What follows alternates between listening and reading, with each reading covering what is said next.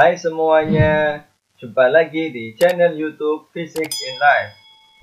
Pada video kali ini, kita akan belajar menyelesaikan contoh soal tentang momen gaya atau torsi yang nomor 2. Untuk contoh soal yang nomor 1, sudah kita pelajari pada video yang sebelumnya. Baiklah, langsung saja. Di contoh soal yang nomor 2 ini ya, kalian lihat di sebelah kiri ini ada gambar. Ada gambar sebuah benda bentuknya persegi ya, atau segi 4 sama sisi. Nah, atau berbentuk luasan atau berbentuk suatu bidang dimensi 2 atau 2 dimensi. Pada benda ini bekerja 4 buah gaya. Nah, dan yang gambarnya seperti berikut ini. Nah, ini di tengah-tengah perpotongan diagonalnya ada titik P, yang mana titik P ini adalah sebagai sumbu putarnya. Nah, yang ditanyakan adalah tentukan besar torsi yang bekerja jika porosnya atau sumbu putarnya berada di titik P. Jadi maksudnya ketika sumbu putarnya berada di titik P dan pada benda ini bekerja 4 buah gaya, maka berapa resultan torsinya yang bekerja. Oke. Nah, sebelumnya ya diketahuinya ini kan sudutnya 45 derajat. Sebelumnya diketahuinya ini sudutnya 45 derajat.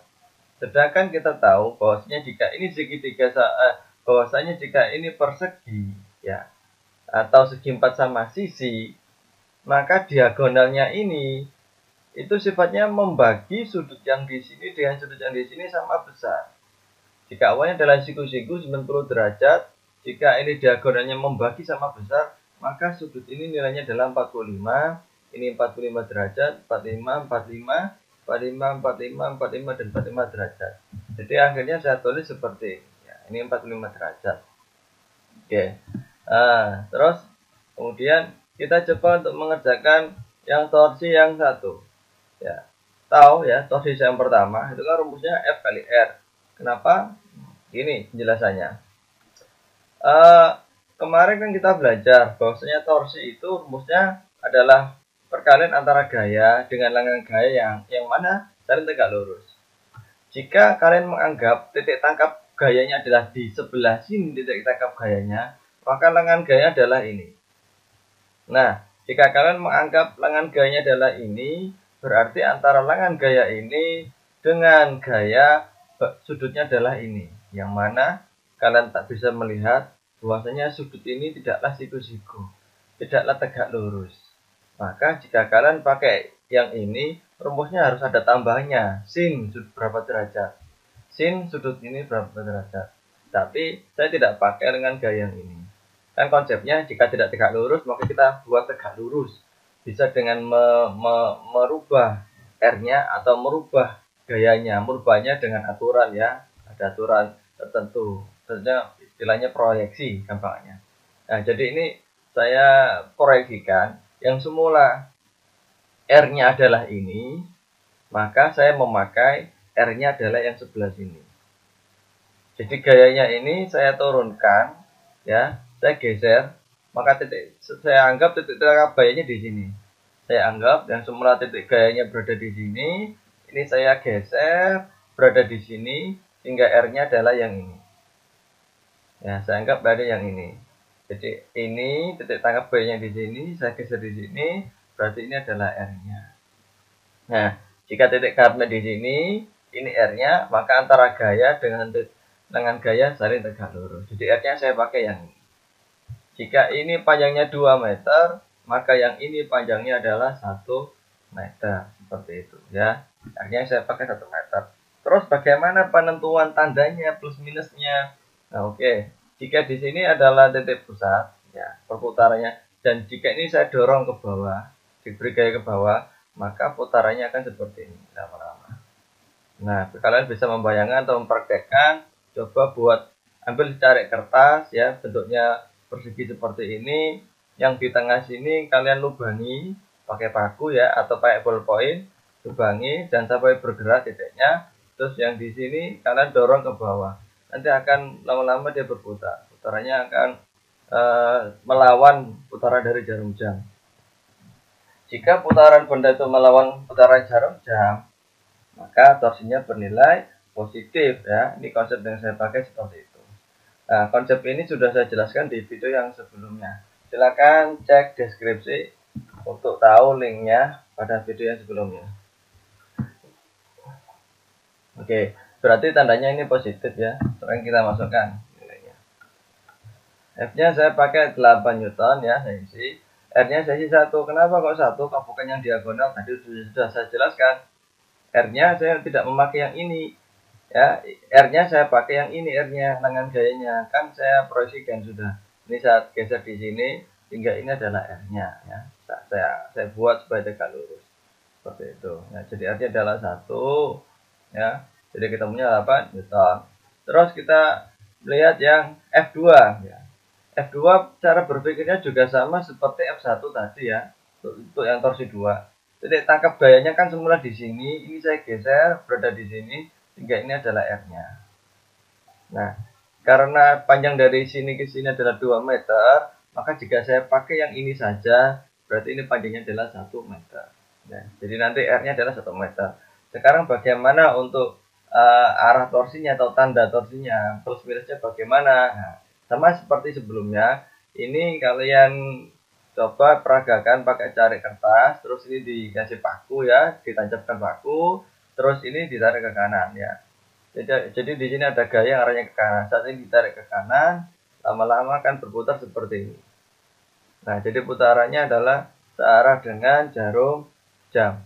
Jika putarannya adalah searah dengan jarum jam, berarti kan tanda torsinya adalah negatif. Jadi rumusnya untuk yang torsi 2 adalah negatif. F kali R. F-nya 20 Newton, R-nya jarak dari sini ke sini dengan gayanya, yaitu 1 meter.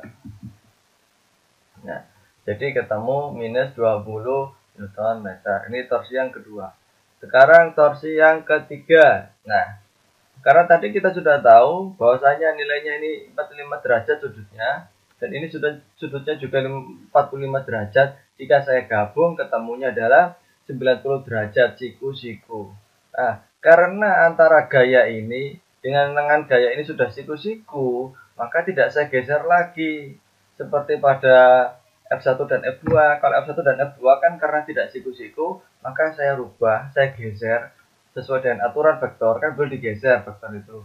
Boleh digeser. Jadi tadi saya geser bagaimana pokoknya supaya terbentuk siku-siku dengan gaya. Nah, kalau ini tidak perlu saya geser lagi, tidak perlu saya geser ke sini maupun saya geser ke sini, tidak perlu. Kenapa? Karena ini sudah siku-siku ya. Antara lengan gaya ini dengan gayanya sudah membentuk sudut 90 derajat, sudah siku-siku, jadi tidak perlu saya geser lagi. Nah, sedangkan bagaimana arah torsinya sama seperti sebelumnya. Jika ini titik pusatnya di sini, terus ini saya tarik gaya ke sana, maka akan membentuk seperti ini putarannya. Itu melawan arah jarum jam ya. Berarti torsi positif. Berarti torsi 3 rumusnya positif. F kali R. Ya. F3-nya adalah 10 kali akar 2. Bagaimana untuk mendapatkan R3? R3 kan jarak dari sini ke sini. Ini R3. Nah, berarti R3 adalah setengah dari diagonalnya.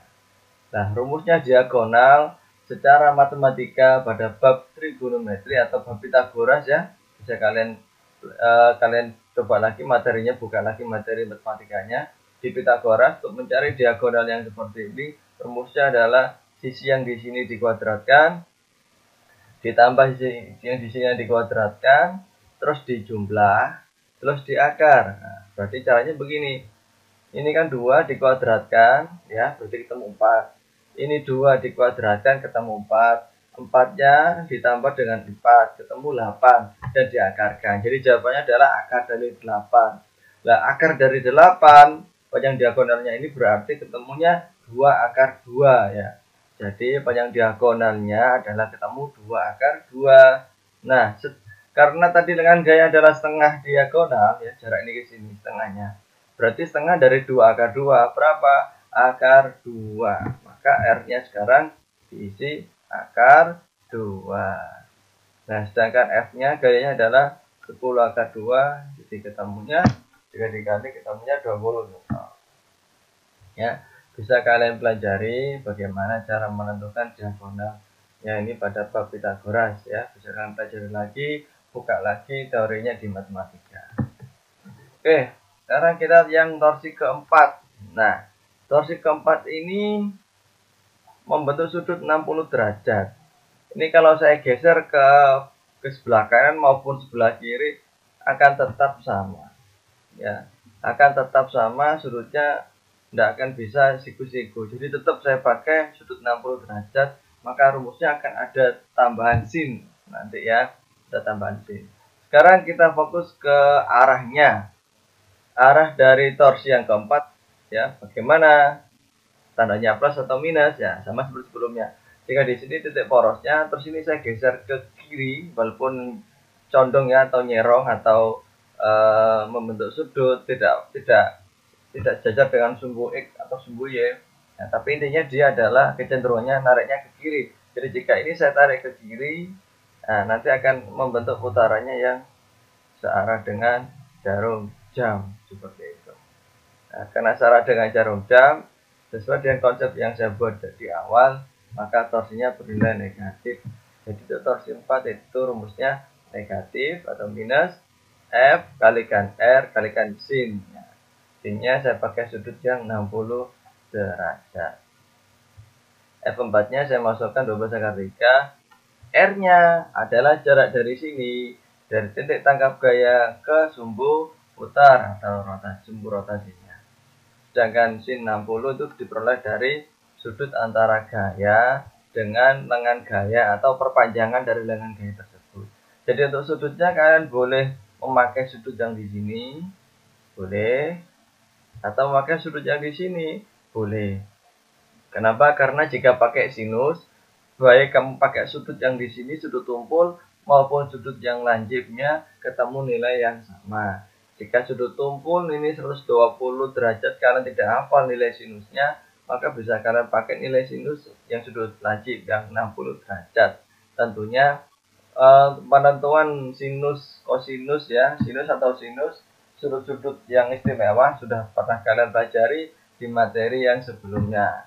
Di materi vektor kalau dalam fisika, kalau dalam matematika di materi trigonometri ya, sudah kalian ketahui di materi sebelumnya.